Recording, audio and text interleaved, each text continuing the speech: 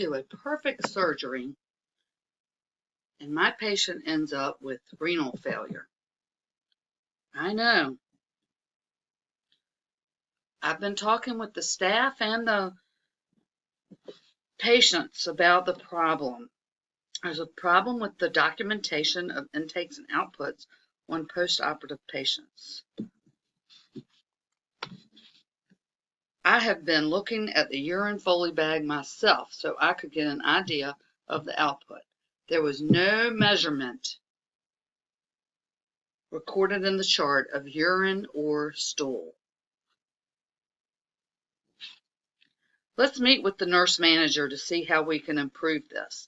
I completed a root cause analysis with a fishbone diagram and gave it to Mrs. Luxley to review. That sounds great.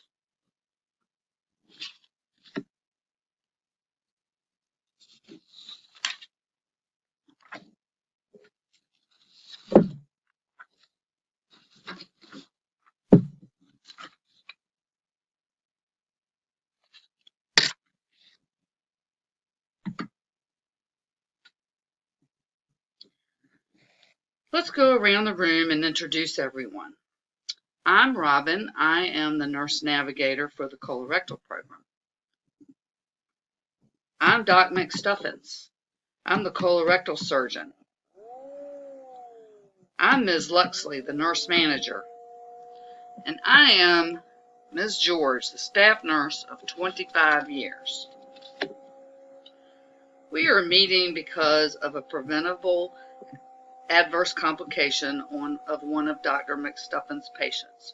She developed acute renal failure and had to be resuscitated with IV fluids, which led to an additional 2 days of hospitalization.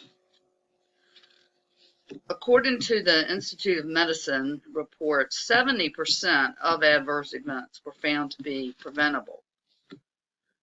I would have been able to figure that out sooner, that my patient was in renal failure or needed hydration, if the I's and O's had been recorded. Ms. Luxley, what are your thoughts on the issue of the incomplete documentation of intakes and outputs after surgery?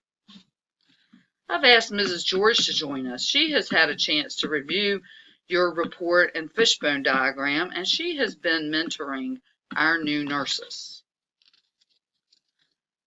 I'd like to highlight the issues identified by the staff taking care of the patient. There seems to be no accountability of the oncoming shift to hold the outgoing shift for completing the intakes and outputs. This makes the SBAR incomplete. If you don't include the I's and O's, vital signs, lab values, and IV fluids in the situation of the report, your assessment cannot be accurate. There are so many new nurses lately, there is no critical thinking. I can't teach them and take care of new patients too. I understand. According to Benner, these new nurses are considered to be detached observers. It's all they can do to just follow the rules as best they can. There are 5 levels of skill acquisition, and these new nurses are considered to be novices or advanced beginners.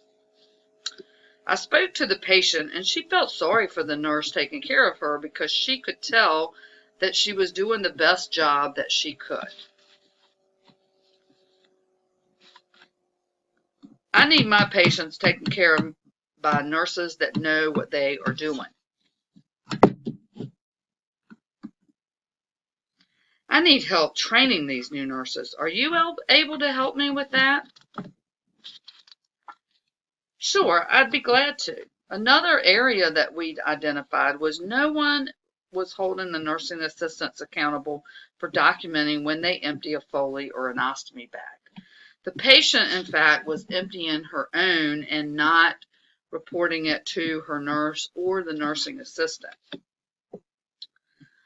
I meet with the aides on a monthly basis. I will include this on our agenda. We need to be sure we even have nursing assistants.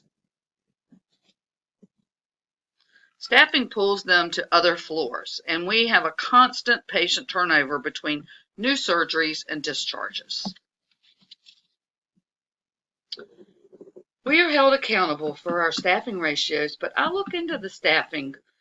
5 North uses a nurse just for discharges, and this might be something that will help us as well.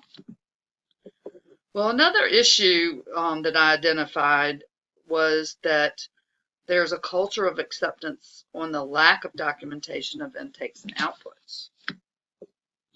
I'm guilty of accepting this with no questions. How can I help? Yell more? No, that will not help at all. You know we don't put up with that around here. Doc McStuffins, if you could let me know each time this is an issue, I can look into it further. Another problem is with the electronic medical record. It doesn't always capture the IV fluids that are scanned in when we deliver them to the patient. I'm not sure what's going on with that. I will get with information technology to look into that problem. This is the first that I've heard about it. I have to be confident that my orders will be carried out. I appreciate all of your time and attention. To summarize, Ms. Luxley will look into staffing, information technology, and talking with the nursing assistants. Doc McStuffins will be our physician champion and will bring into Ms. Luxley's attention when intakes and outputs are omitted. I will develop and deliver a brief in-service on intakes and outputs and post-operative recovery.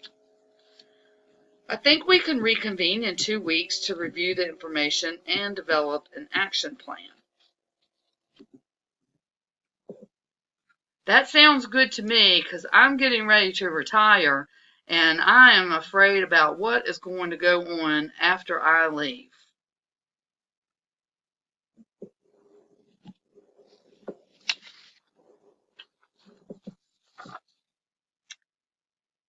Critique.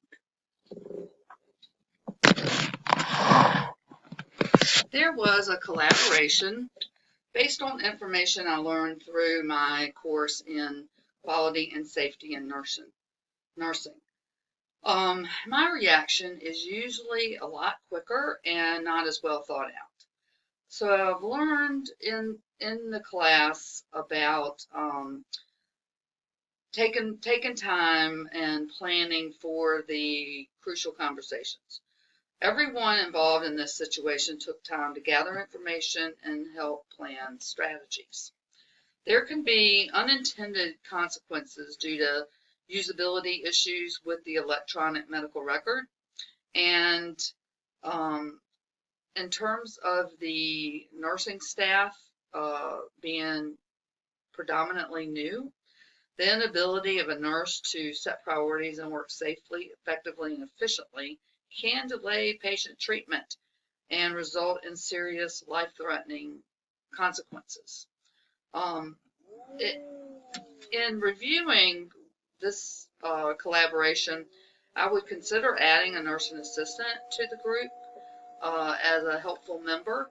And according to Major, Abderrahman, and Sweeney, crucial conversations need to be planned. They begin with the discovery and progress to a decision-making and implementation phase. And it concludes with a feedback and adjustment phase. And I found that this was very helpful in this particular situation.